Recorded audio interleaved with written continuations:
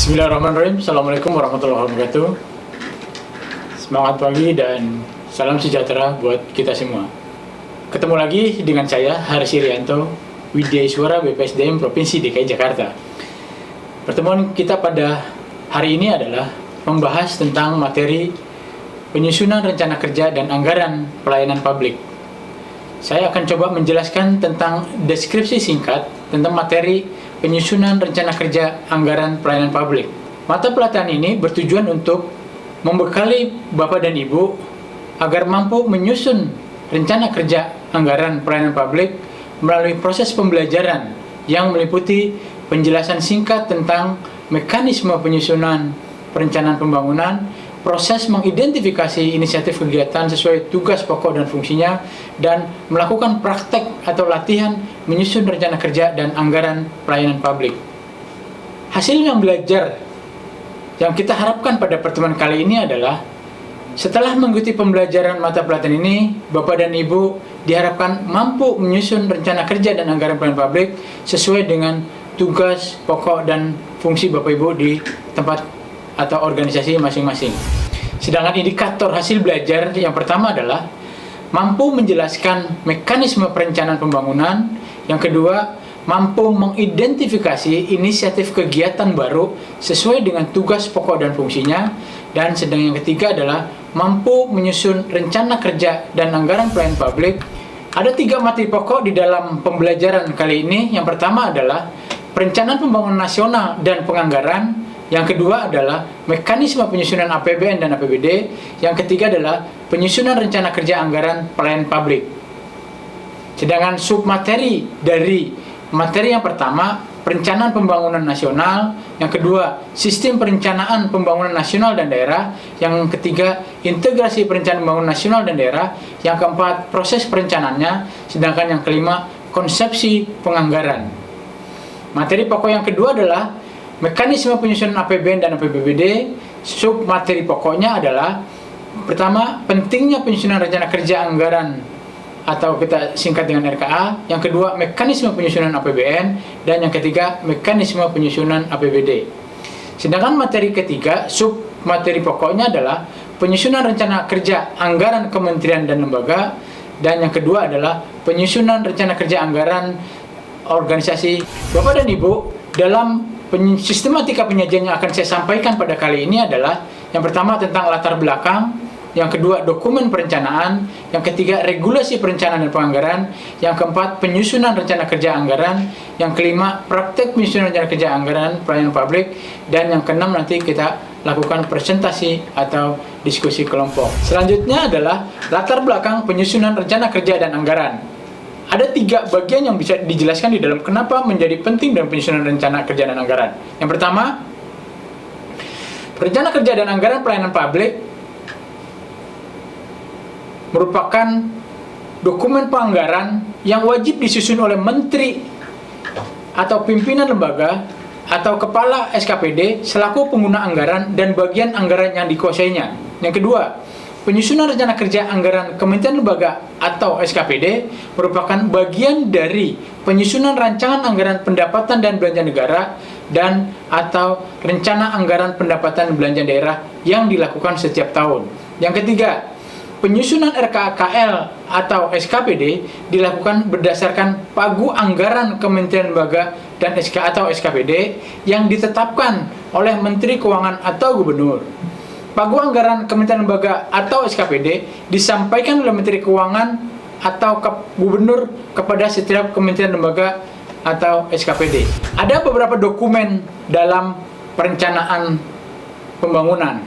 Yang pertama, dokumen perencanaan 20 tahunan kita sebut dengan namanya RT/RW dan RPJPN. Di tingkat daerah ada RT/RW di tingkat daerah dan RPJPD. Apa itu RT/RW? Rencana Tata Ruang Wilayah. Sedangkan RPJPN maupun RJPD kepanjangan dari Rencana Pembangunan Jangka Panjang Nasional ataupun daerah. Selanjutnya yang 5 tahunan. Di tingkat pusat ada RPJMN dan Renstra Kementerian Lembaga. Apa itu RPJMN? Rencana Pembangunan Jangka Menengah Nasional dan Rencana Strategis Kementerian Lembaga. Sedangkan di pemerintah daerah ada yang namanya RPJMD dan Renstra OPD.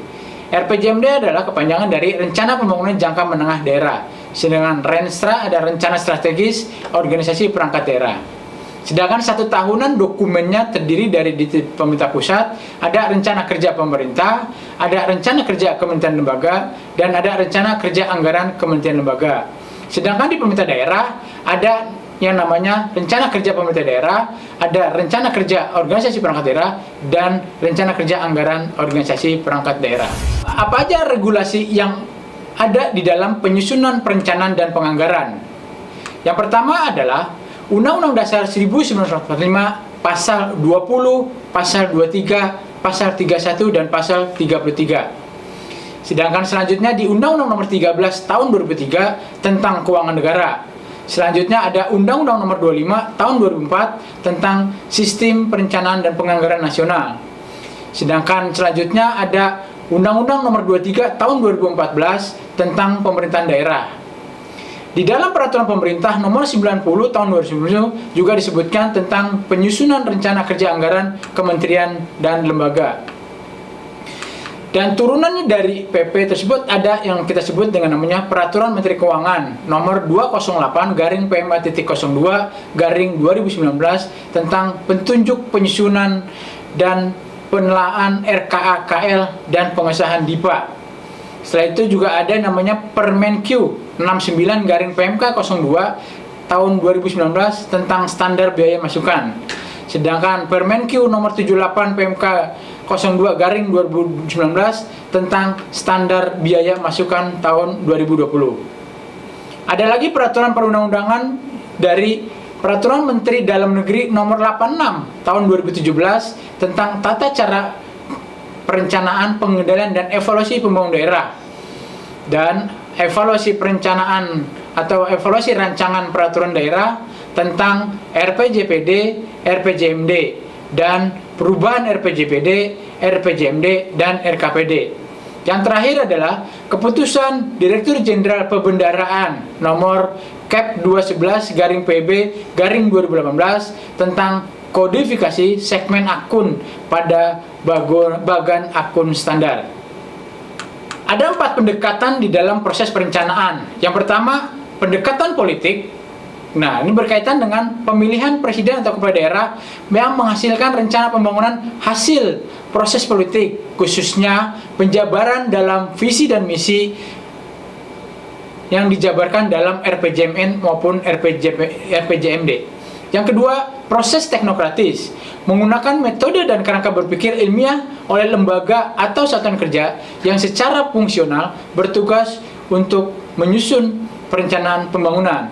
Yang ketiga, partisipatif, dilaksanakan dengan melibatkan seluruh stakeholder, antara lain melalui musyawarah perencanaan pembangunan. Sedangkan yang keempat, yang terakhir adalah proses top down dan bottom up, artinya dilaksanakan menurut jenjang pemerintahan dari atas di kementerian, lembaga, atau perangkat daerah, maupun bisa dari tingkat tataran yang lebih rendah. Selanjutnya kita masuk ke dalam pentingnya penyusunan RKA. Yang pertama, bahwa setiap kegiatan pemerintah pusat dan daerah harus didahului dengan perencanaan yang baik, dan dalam kegiatan tersebut terdapat anggaran yang dibutuhkan. Yang kedua, bahwa kegiatan tersebut yang diusulkan harus inline dengan tujuan pembangunan nasional dan tujuan dari pembangunan daerah. Sedangkan yang ketiga, anggaran yang disusun harus mengacu kepada program prioritas nasional, program prioritas kementerian lembaga, program prioritas SKPD, RPJMD, kegiatan strategis daerah, dan program prioritas perangkat daerah. Selanjutnya adalah ada mekanisme penyusunan APBN dan mekanisme penyusunan APBD. Bagaimana proses penyusunan rencana kerja dan anggaran yang berada di kementerian lembaga? Yang pertama, bahwa dasar hukum di kementerian lembaga ada PP nomor 90 tahun 2010, PP nomor 17 tahun 2017, Permenq nomor 51 PMK .02 2014, dan Permenq nomor 208 PMK 02 tahun 2019. Terus selanjutnya adalah proses penyusunan RKA SKPD. Biasanya dalam proses penyusunan RKA SKPD ini bagaimana proses dengan cara menginput seluruh komponen-komponen maupun subkomponen sesuai dengan kode rekening dan harga satuan berdasarkan keperluan dan kebutuhan yang dilakukan oleh masing-masing perangkat daerah.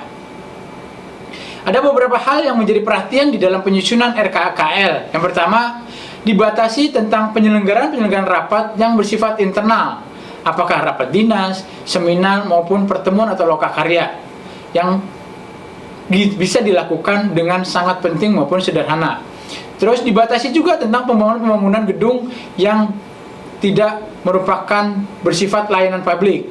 Terus juga pengadaan kendaraan bermotor dan bagaimana penggunaan produk dalam negeri di dalam pelaksanaan kegiatannya. Saya rasa ada beberapa yang ingin saya sampaikan berkaitan dengan form-form isian di dalam penyusunan RKA. Di dalam formulir yang terdapat di RKA-KL ada 3 formulir. Di sana ada form 1, form 2, dan form 3. Biasanya yang sering dipakai adalah form 3. Di situ terdapat rincian biaya per kelompok, biaya per jenis belanja, dan sumber-sumber dana yang lain. Sedangkan formulir 3 yang sering digunakan oleh SKPD adalah formulir RK SKPD dengan 2.2.1.